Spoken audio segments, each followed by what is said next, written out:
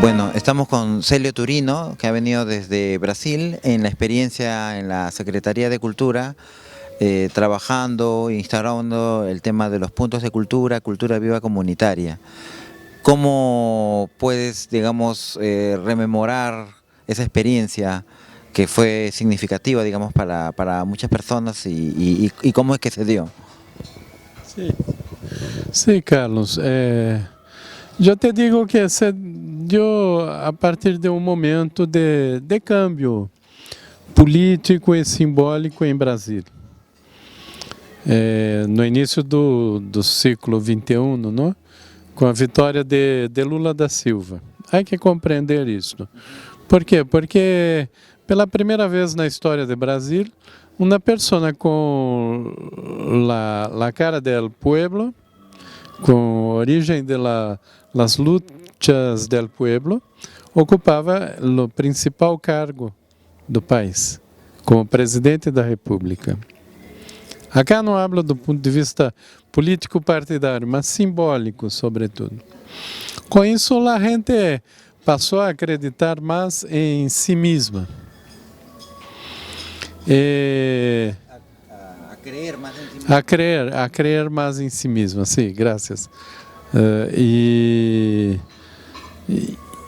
começamos a construir programas novos que fortalecessem esse processo de empoderamento sociocultural também.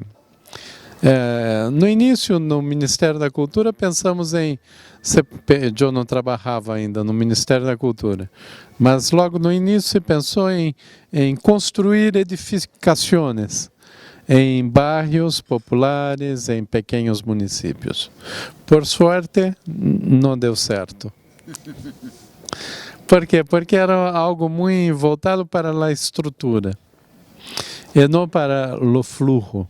E o fundamental para a cultura é o fluxo, são os processos.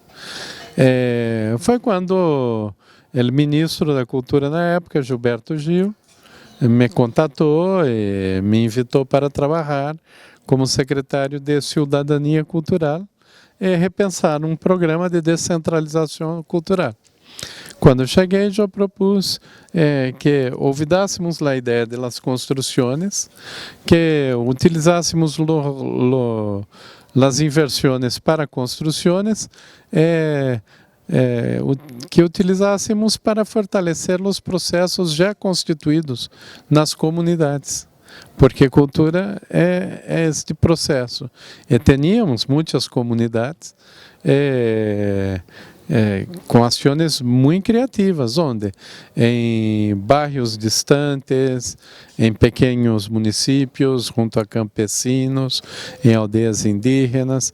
A partir daí criamos rede de cineastas indígenas, ações de teatro, de dança com jovens em las favelas, muitas ações com cultura digital também, em software livre. E também, como não estávamos aplicando o pressuposto em construções, que são muito caras, custosas, nos sobrou mais recursos para aplicar em mais gente, não? O que se planeava a ser 50, 100 construções, foi possível chegar a miles de pontos de cultura. Cada ponto de cultura recebia $24 mil por ano.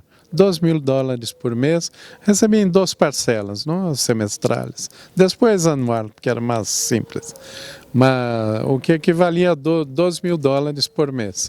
Mas que, como era uma aplicação direta em quem já hacía um grupo de teatro, um grupo de vídeo, de dança, uma biblioteca comunitária, foi possível fazer muito mais.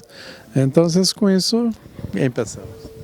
Es interesante lo que dices porque acá, en Perú, he visto en diferentes distritos y ciudades que cuando entran a veces gobiernos regionales o municipales, piensan en la cultura, en la idea de la Casa de la Cultura o un centro de la Casa de la Juventud, ¿no?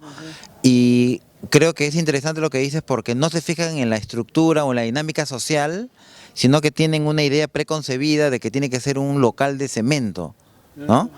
Y muchas veces lo inauguran con mucha bomba, ¿no? Con muchos bombos y platillos, pero a los 3 meses muere, es un local muerto que terminan destinándolo a otras cosas, depósitos, cabinas de internet, ¿no? Y en lo que tú dices, claro, no tiene un sentido de la estructura y la dinámica social porque la cultura es viva, es dinámica y ya tiene una dinámica que más bien habría que acompañar. Exato, exato, é assim mesmo. O segredo é encontrar esses grupos que já estão espalhados por toda a América Latina. Na América Latina há muita coisa. Eu diria dezenas de miles e miles. Acá em Peru há miles também, seguramente. Eu conosco alguns.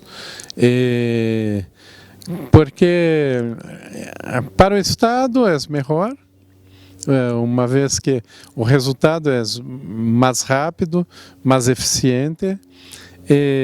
Para a relação entre Estado e sociedade também, porque se constrói algo diferente. Não é mais, eu diria que é um passo adelante à ideia do pressuposto participativo. No pressuposto participativo, a população define o que gostaria que ocorresse em termos de inversão em sua comunidade, mas é o Estado que hace para a gente. Com o ponto de cultura, as pessoas dizem o que gostariam e como gostariam, e é a gente que hace para a gente. É um outro processo, não, de coparticipação entre Estado e sociedade. E são microfinanciamentos, em verdade, porque são microfinanciações, porque são $2.000, assim por comunidade, por mês, não? 24.000 por ano. Mas isso se permite um grande retorno. Hicimos duas investigações muito completas, quando os pontos de cultura já estavam com mais de 2.000 em Brasil, chegamos a 3.500 em 2010, e nessas investigações foi possível comprovar que com essa inversão de $24.000 ano, se generava 11 postos de trabalho, metade voluntária, mas a outra metade remunerada, coisas pequenas, mas se generava, por ponto de cultura, com 300 pessoas em atividades regulares de cultura durante o ano, talleres de teatro, coletivos de cineclube, clubes de leitura, assim, em torno de 300, e 3.000 pessoas impactadas em torno de cada ponto por ano, né? Com isso chegamos a mais de 9 milhões de pessoas com o conjunto dos pontos de cultura, né? A inversão máxima em Brasil em 2009 e 2010 foi de $50 milhões aproximadamente. Depois houve um processo de diminuição, mesmo antes de agora. Agora estamos passando um terror, algo terrível que estamos vivendo em Brasil, que seria tema para outra conversação. Mas a partir de 2011, mesmo sendo um governo de continuidade, se quedou na visão muito tecnócrata de la gestão pública. Então, também se diminuiu um pouco. Se manteve, mas se diminuiu um pouco a implantação dos pontos. Mas, mesmo assim, hoje, por exemplo, que o Brasil vive um retrocesso terrível, mesmo assim, há 1.500, um pouco mais, de organizações que se mantêm como ponto de cultura, mesmo sem receber a inversão pública. Digamos que acá en Lima, en el Perú, sí existen puntos de cultura, la ley, existen muchos grupos que están trabajando, pero la comunidad en general, la comunidad académica todavía, siento que no está todavía muy empapada del asunto. Por qué es tan importante apoyar estos puntos de cultura? ¿Qué brindan ellos que no son instituciones fijas, ¿no es cierto?, sólidas, que no pertenecen a una formalidad, como se entiende a veces? ¿Por qué son muy importantes desde tu punto de vista? Porque hablam para nossa alma. E o maior desafio agora para a América do Sul, América Latina, é desarrollar um processo de descolonização profunda. E não há como descolonizar sem mirar a nossa gente.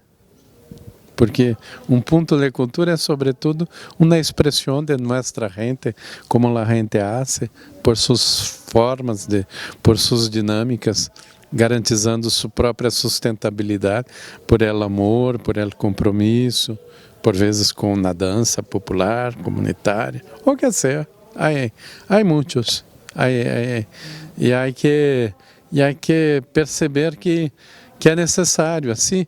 Nos descolonizamos também, mesmo a academia, como artistas profissionais também, tem um grande processo de crescimento também.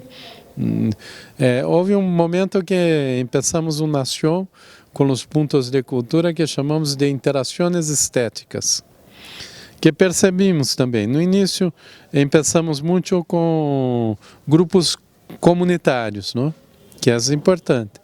Mas percebemos também que é necessário que os artistas se aproximassem desses grupos. Então, criamos uma chamada pública, algumas, não?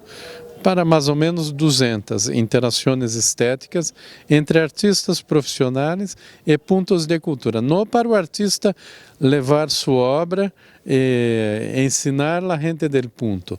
Não também para o ponto ensinar o artista, mas para os dois a serem juntos, ¿no? Es interesante lo que dices de las interacciones estéticas, ¿no?, artísticas.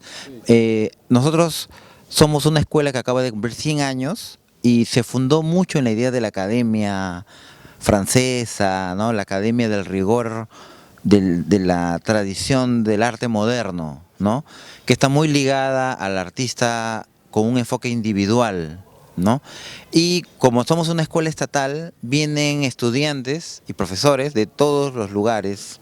En Lima se habla de los conos de Lima, como de la periferia, para diferenciarlos de los distritos clásicos, ¿no? Entonces, los puntos de cultura, muchos de ellos funcionan en Lima en los conos. Sí. Muchos funcionan en los conos como respuesta autoorganizativa, como tú mencionabas, y de una identidad colectiva, una preocupación colectiva, ¿no?, de intereses que se juntan, ¿no?, y que hay intereses que se promueven.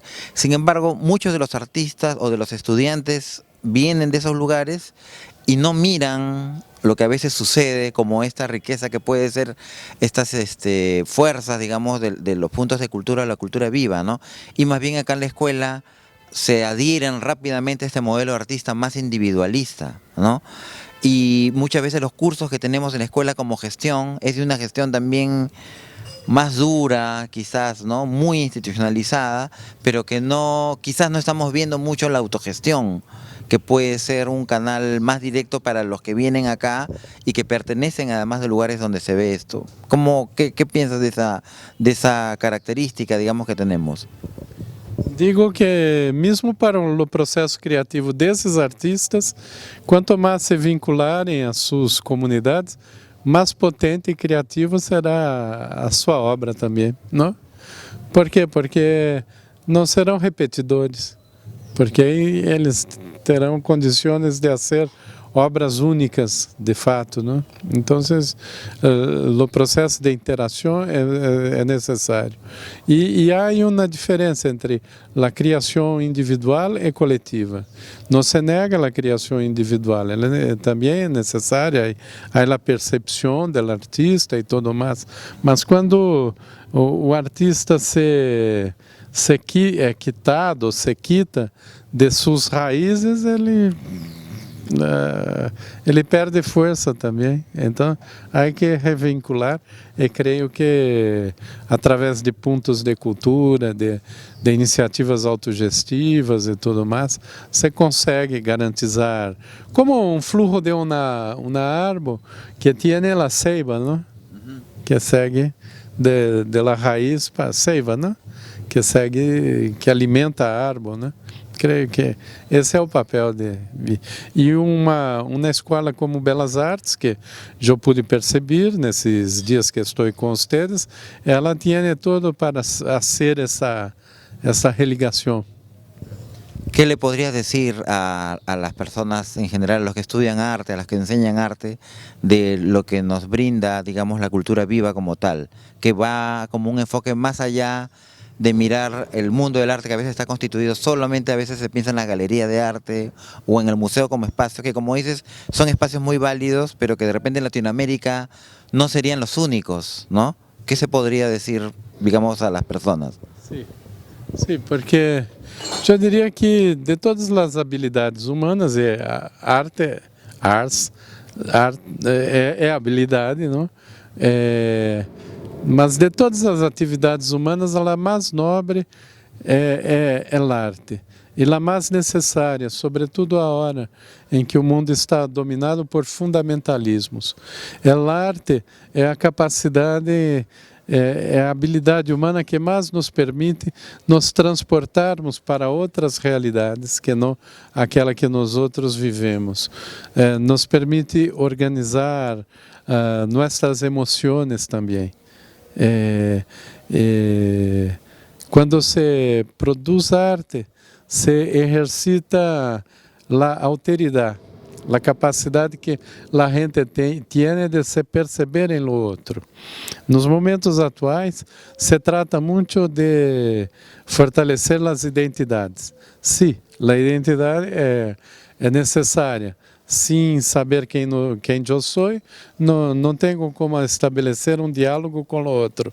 Mas se me limito apenas a minha identidade, não consigo também estabelecer um diálogo com o outro. E a arte permite isso.